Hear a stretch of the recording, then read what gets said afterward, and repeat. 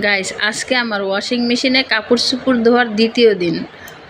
আজকে আমি একা একাই কাপড় চোপড়গুলো ধুয়ে নেব। প্রথমে আমি কাপড় চোপড়গুলো দিয়ে নেব। আমি কিন্তু এখানে সব ধরনের কাপড়ই দিয়েছি।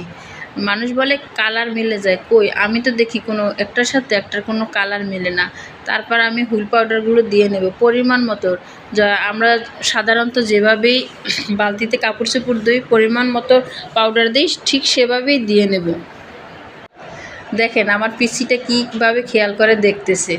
তারপর আমি পাওয়ার দিয়ে নেব। এখন ও দেবে। আমরা যা করব না, ও তাকায় তাকায় দেখবে আর ও দেওয়ার চেষ্টা করবে। আমার পিচ্চিটা, আমার বড়টা দেখতে আছে ঘোরে কি না। আমরা তো পাওয়ারই দিই না, ঘুরবে কি। তারপরে পাওয়ার দিয়ে নেব। এখন কনফিউজ কোনটায় পাওয়ার দিব, এটা না এটা। দেখছেন ও ও ছাড়তে যাইবে, সব কিছুতেই ও ছাড়তে যাইব।